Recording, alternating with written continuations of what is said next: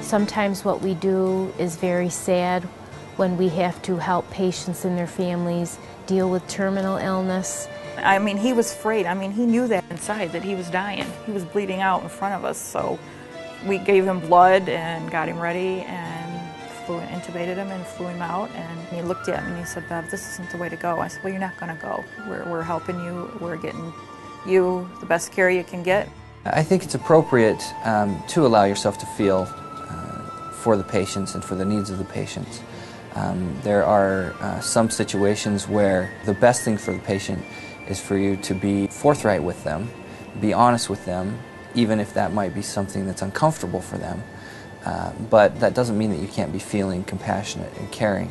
But sometimes being compassionate and caring means being honest, and sometimes the truth is difficult to hear. I don't know if we're saving the world, but we do make a difference in people's lives, and that's one of the rewarding things about working in medicine. If you have a patient that is dying, you can make a difference in how that family handles the grieving process and how that patient feels about their condition. Give them hope. Give them a chance. That little bit of hope can sometimes make all the difference in their recovery. A big difference, a very big difference. When I arrived at the hospital, I was in full cardiac arrest. I didn't even know I was in Olean. And they took me into the emergency room. In a very few minutes, they came out and got my wife and walked in with her. They didn't just tell her to go in, they walked in with her. They held her by the arm. Said, "Go and say goodbye to him, we can't save him." And she got in there, and the doctor was standing beside me, and he said, "His heart has stopped, he's gone." And when all this was going on, people say I'm dreaming, but I know I wasn't. I was walking down a big tunnel, and there was a big white light shining through the end of that tunnel. And it was the most peaceful feeling I ever had in my life. And I don't know how far I was in the tunnel. All of a sudden the tunnel collapsed and just fell all apart. And I heard somebody say, "He's coming back." And I came to, and this man was standing there beside me, and I said, "Where am I?" "You're in the Olean General Hospital." I couldn't believe it. Then my wife came over, and I says to her, "Where have I been?" She says, "Right here." I says, "No, I know I was somewhere else." Then my cardiologist came along, and he said, "You had a very bad heart attack, and you're still having it. We're going to fly you to Erie." And they wheeled me out to wait for the helicopter.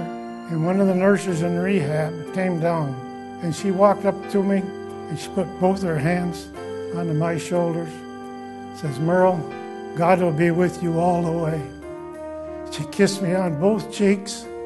I knew right then I was going to make it. And I totally relaxed, and for no stress or a thing.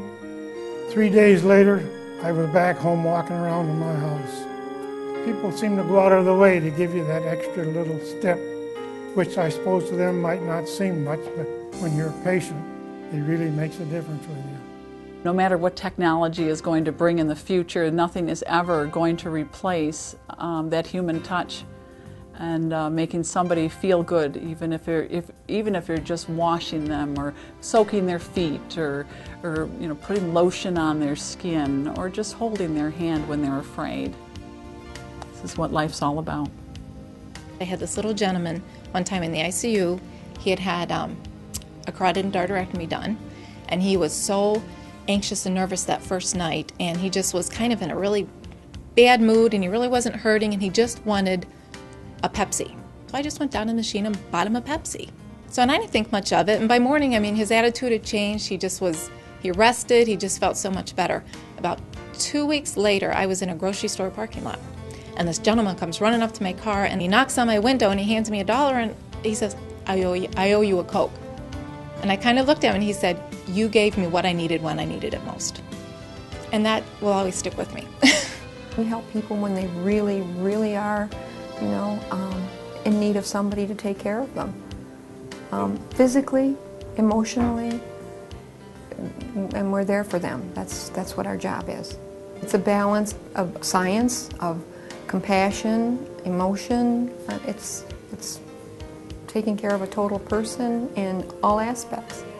One day we'll all be there, whether it's old age or if it's illness. Chances are one day we will all need the help of healthcare workers, and if we can just put ourselves in their shoes and try to treat them the way we would want to be treated, it does make a big difference.